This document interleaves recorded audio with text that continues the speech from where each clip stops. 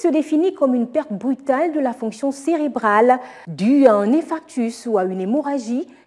C'est l'accident vasculaire cérébral, également connu sous le nom d'attaque cérébrale et dont l'abréviation est AVC.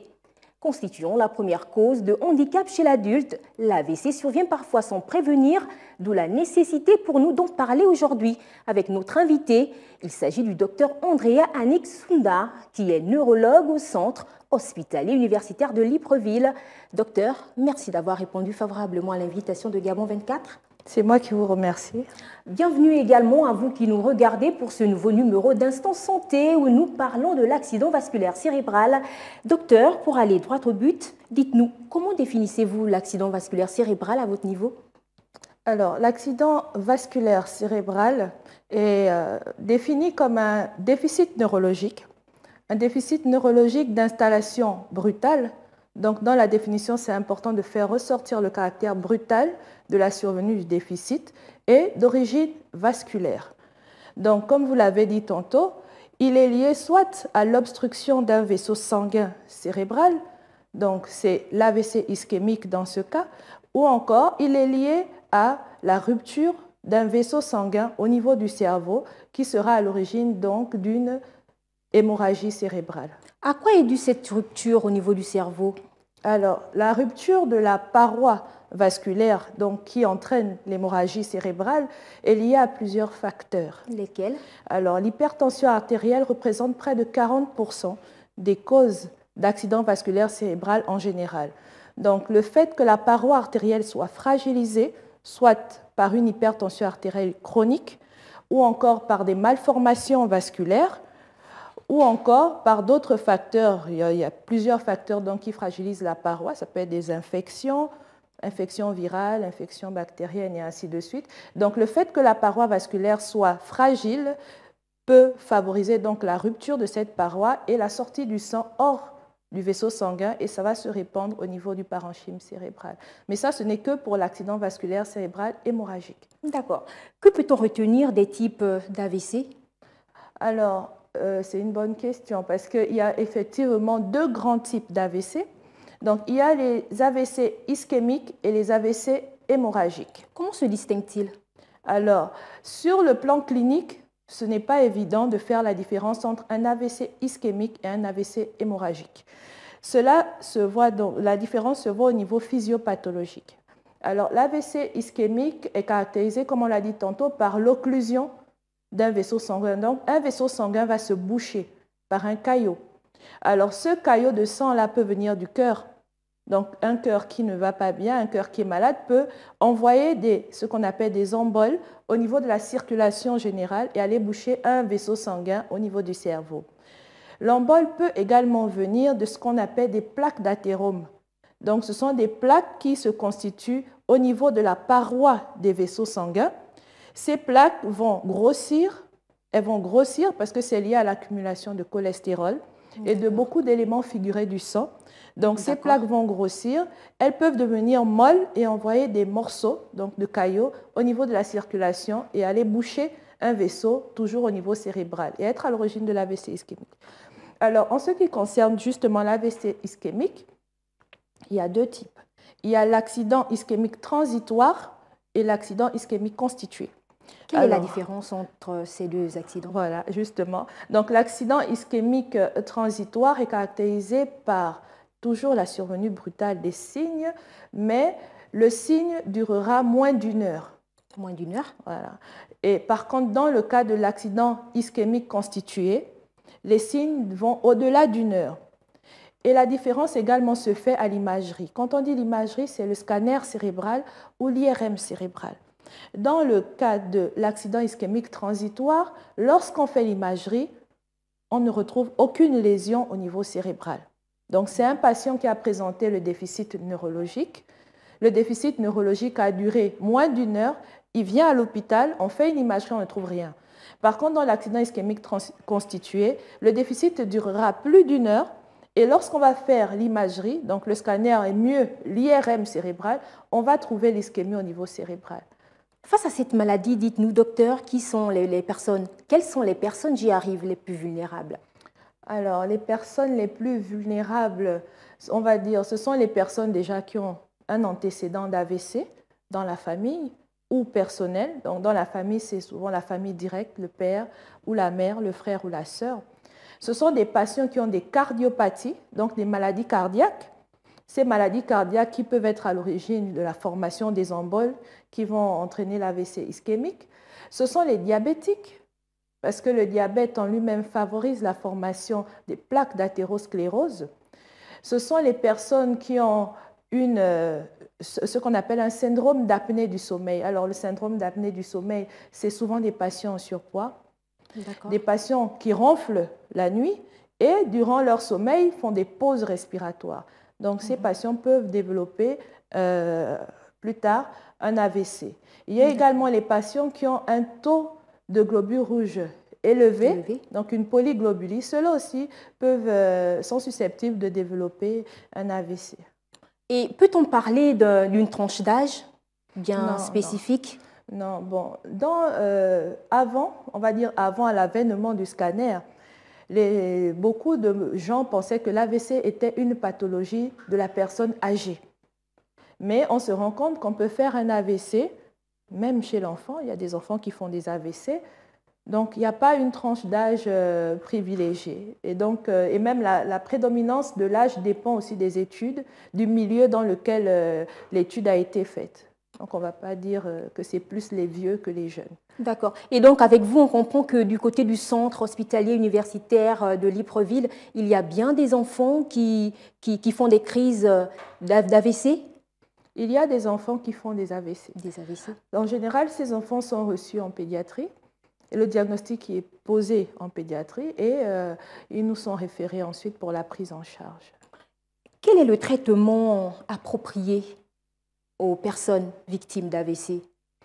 Alors, quand on parle de traitement approprié aux personnes victimes d'AVC, il faut d'abord savoir que lorsque quelqu'un présente un déficit neurologique, alors le déficit neurologique, c'est la perte d'une fonction neurologique.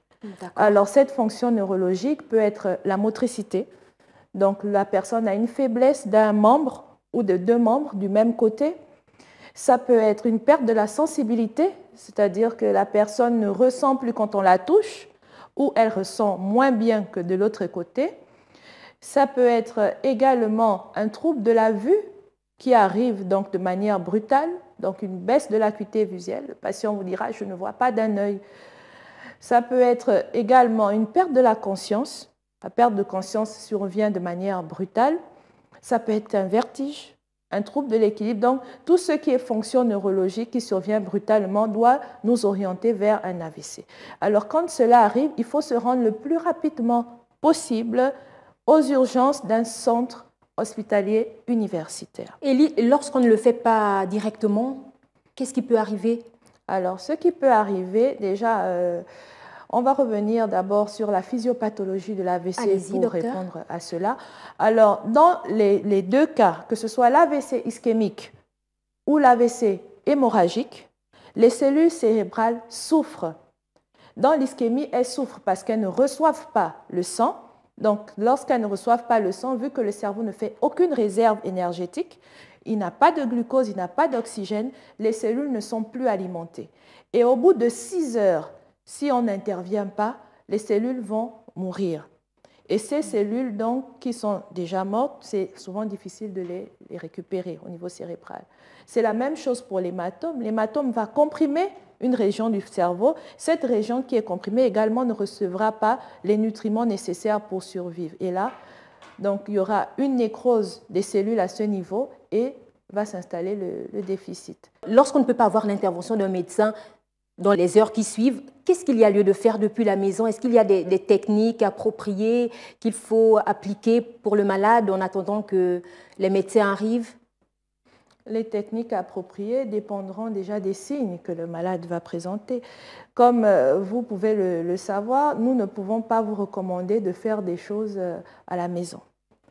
Tout ce que nous pouvons vous recommander en tant que professionnel de santé, c'est que lorsque survient le déficit neurologique que nous avons cité tantôt, soit la faiblesse d'un membre, un trouble du langage, nous avons oublié de parler de cela, un trouble du langage, la personne n'arrive pas à parler ou ne vous comprend plus, lorsqu'elle décrit une perte de la vision, lorsqu'elle perd connaissance, lorsqu'elle vous décrit un vertige soudain, tout ce qu'il y a à faire, c'est d'appeler en urgence le SAMU ou vous rendre directement dans un centre hospitalier parce qu'avec le cerveau, on joue avec le temps. Est-ce que de votre côté, il y a des personnes qui viennent comme ça, vous expliquer par exemple qu'ils ont des symptômes qui tendent vers l'AVC? Oui, oui, on va dire que au service de neurologie du centre hospitalier universitaire, donc c'est le seul service de neurologie du Gabon, et il est dirigé par le professeur Kouna. Alors, depuis que nous menons des études dans ce service, donc depuis 2005, l'AVC représente la principale cause d'hospitalisation dans le service, avec des taux supérieurs à 60. Là, en 2020, on a eu 66% du taux d'occupation du service par les AVC. Donc, vous comprenez que c'est une de nos principales pathologies. L'AVC, là, on parle au Gabon, mais quand vous lisez la littérature, vous voyez qu'en Afrique subsaharienne et dans le monde, constitue une cause très importante de consultation et d'hospitalisation dans les services de neurologie. Donc, nous recevons beaucoup de patients qui ont fait un AVC. Beaucoup. Et lorsque ces patients arrivent, est-ce que vous leur dites comme ça qu'il y a des choses à faire, des comportements à adopter pour éviter cette maladie? Oui, bien sûr. Qu'est-ce qui est dit concrètement? Alors, déjà, il faut connaître déjà les facteurs de risque vasculaires. Les facteurs de risque vasculaires sont soit des facteurs de risque non modifiables, donc ceux sur lesquels on ne peut pas agir. Donc, ceux sur lesquels on peut passer l'âge, c'est les antécédents d'accidents vasculaires cérébraux. Là, vous n'avez rien à faire. Si dans votre famille, il y en a qui ont fait des AVC, ce n'est pas de votre faute et vous ne pouvez pas agir là-dessus. Par contre, les facteurs de risque modifiables, c'est ceux sur lesquels on fait une bataille, c'est ceux sur lesquels tout le monde dans le monde entier se base pour prévenir donc l'accident vasculaire cérébral et même la récidive chez un patient qui a déjà fait, donc la récidive d'AVC. Donc ces facteurs de risque modifiables, c'est l'hypertension artérielle, nous l'avons dit tantôt, ça représente 40% des causes d'AVC. Donc l'hypertension artérielle, le diabète, nous l'avons dit également, favorise la formation des plaques d'athérome. Il y a également le tabac, le tabagisme. Ce qu'on recommande aux gens, c'est d'arrêter de fumer. Ce n'est pas de diminuer la quantité de cigarettes qu'ils consomment, mais d'arrêter de fumer. L'alcoolisme chronique également est sévère, donc on recommande aux gens d'arrêter de boire de l'alcool. Il y a également le surpoids, l'obésité. Autre facteur de risque, donc la sédentarité, le fait de ne pas pratiquer d'activité physique régulière. Il y a également, donc nous l'avons dit tantôt, les migraines. Il y en a beaucoup. Plusieurs facteurs de risque. Les plus importants, donc c'est ce que nous avons cité là, donc l'hypertension artérielle, le diabète, le tabac, l'alcool, la sédentarité, l'alimentation aussi est très importante. Justement, j'allais en venir. Est-ce que pour les diabétiques, par exemple, il y a un régime alimentaire bien spécifique? Oui, bien sûr. Oui. Pour les diabétiques, il y a un régime alimentaire spécifique. En général, un diabétique est suivi dans le service de diabétologie et il est suivi également par un nutritionniste qui lui donne le régime approprié pour la prévention du diabète, pour l'équilibre du diabète. Dites-nous, docteur, vu que vous êtes là pour édifier les téléspectateurs qui nous regardent actuellement, les séquelles de l'AVC dépendent-elles de l'endroit du cerveau touché? Oui, oui. Les séquelles de l'AVC dépendent justement de l'endroit. Pourquoi? Parce que le cerveau, on va dire ça de manière militaire, c'est le centre de commandement de tout l'organisme. C'est du cerveau que partent toutes les fonctions, tout ce qui permet à l'être humain de fonctionner. Que ce soit l'intellect, donc c'est ce qui vous permet de raisonner, qui vous permet de juger, c'est ce qui vous permet de penser, les émotions. C'est également ce qui contrôle la motricité, la sensibilité, le langage. Donc toutes les fonctions sont cartographiées au niveau du cerveau, à des endroits bien précis. Donc lorsque le vaisseau sanguin qui est bouché se trouve au niveau de l'air, on appelle ça des surfaces, donc l'air qui contrôle le langage, la séquelle, ce sera sur la fonction langagière. Et ainsi de suite. Docteur, comment se passe le traitement? Alors, le traitement de l'AVC dépend déjà du type d'AVC. Il dépend du type d'AVC et il dépend de la localisation et il dépend de l'importance de la lésion. Alors, en cas d'AVC ischémique transitoire, parce que les gens ils se disent souvent « j'ai eu une perte de la vision ou un trouble du langage qui n'a pas duré 1 heure, je reste à la maison ». Non. Dès que vous avez des signes, même si ça dure moins d'1 heure, rendez-vous à l'hôpital parce qu'on ne traite pas l'AVC, mais on traite la cause de l'AVC. Effectivement. Donc, il faut venir à l'hôpital pour qu'on cherche pourquoi est-ce que vous avez fait votre accident ischémique transitoire. En ce qui concerne l'accident ischémique constitué, il faut se rendre rapidement à l'hôpital. Pourquoi? Parce que la prise en charge de l'AVC, on dit, elle est multidisciplinaire. Elle fait intervenir le neurologue, le médecin physique, c'est celui qui s'occupe de la rééducation, le cardiologue, si la cause est cardiaque. Elle fera intervenir également le nutritionniste par rapport au régime alimentaire. Parfois, on peut être amené à voir le neurochirurgien, parce qu'en cas d'hématome au niveau du cerveau, en fonction de l'importance de l'hématome, en fonction de sa localisation, si cet hématome est placé à un endroit qui contrôle les fonctions vitales, le neurochirurgien, lorsqu'il le peut être amené à évacuer cet hématome neurochirurgicalement. C'est la même chose si la cause de l'hémorragie, c'est une malformation vasculaire. Alors, les neurovasculaires qui interviennent au niveau du cerveau peuvent aller isoler cette malformation pour qu'elle ne puisse plus être à l'origine de l'hémorragie. Est-ce que du côté du CHUL, où vous travaillez en tant que neurologue, est-ce qu'ils viennent déjà avec un délai largement dépassé? Voilà. Malheureusement, beaucoup de patients, on va dire la majorité des patients arrivent à l'hôpital et le délai de prise en charge dans l'urgence est dépassé. Mais cela ne veut pas dire qu'il n'y a rien à faire. Parce que lorsque le délai est dépassé, comme on l'a dit tantôt, il faut rechercher les causes, il faut les traquer pour que le patient ne refasse pas d'autres AVC. Mais il faut également rechercher les signes qui accompagnent cet AVC, ces signes qui peuvent aggraver la situation du patient, c'est-à-dire qui peuvent l'entraîner vers un décès à court, moyen ou long terme. Donc, c'est toutes ces choses-là que nous prenons en charge lorsque le patient arrive, même s'il a dépassé le délai de l'urgence. Quand il arrive, il faut les prendre en charge pour éviter qu'il meure le lendemain ou 2 jours après, et ainsi de suite. Donc, la prise en charge hospitalière est très, très importante. Qu'en est-il de la rééducation?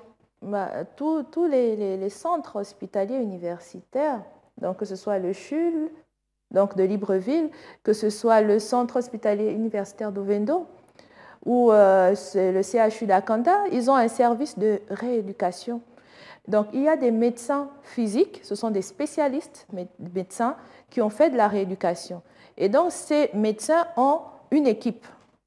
Et c'est cette équipe-là qui prend en charge les patients dès qu'ils ont un déficit, que ce soit moteur, du langage, n'importe lequel des déficits, ils sont pris en charge par ces patients. Et cette rééducation doit justement être débutée de manière la plus précoce possible, donc en hospitalisation, et elle peut être continuée ensuite à la sortie. Est-ce autorisé que les parents eux-mêmes en fassent à la maison?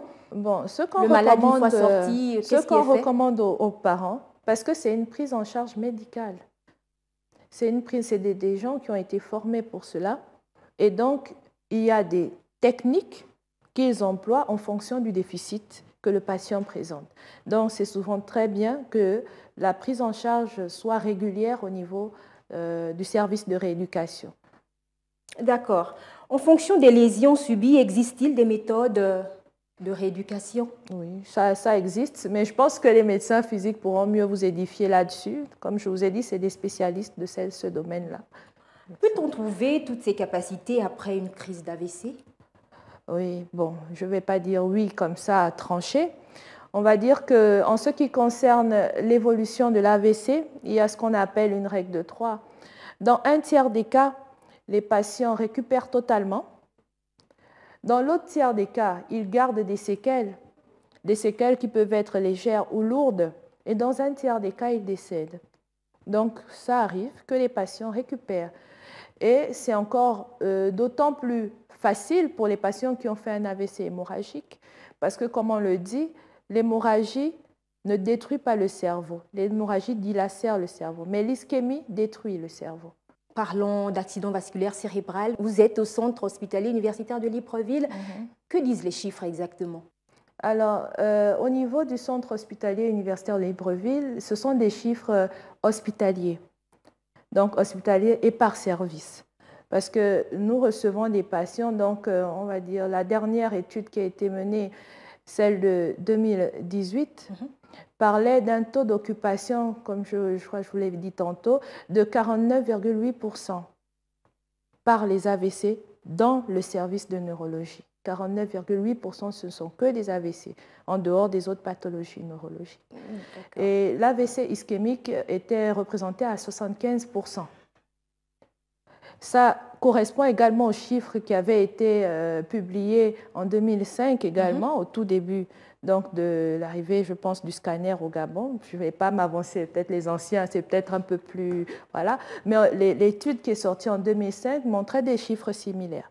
Un taux d'occupation, rien que par les AVC en neurologie, de près de 50%. Avec vous, on comprend que l'accident vasculaire cérébral est bien une réalité. C'est une réalité, c'est une réalité. Comme je vous l'ai dit tantôt, la première étude, elle date de 2005. Et il y avait déjà près de 50% de nos patients qui étaient AVC. Donc, c'est une réalité qui est là, c'est là depuis. Et selon l'OMS, on va dire, l'étude qui est sortie, c'était en 2010. Donc, selon l'OMS, on parle de maladies émergentes, maladies non transmissibles. Elles sont émergentes. Pourquoi? Parce qu'il y a eu un changement des habitudes de vie au niveau de l'Afrique subsaharienne. Nous traversons actuellement, docteur, une crise sanitaire mondiale. Est-ce que le coronavirus peut augmenter les risques d'AVC? Alors, le coronavirus peut entraîner des lésions cérébrales. Pourquoi? Parce que c'est un virus qui entraîne, donc, il va entraîner au niveau cérébral une inflammation et une hypercoagulabilité. Donc, il peut entraîner des lésions cérébrales. Alors, dans le magazine Stroke, c'est un magazine américain qui parle des AVC. En décembre 2020, donc une équipe américaine a publié une étude qui montrait une augmentation de l'incidence de l'AVC chez des patients COVID-19. Des patients COVID-19 trentenaires et quarantenaires.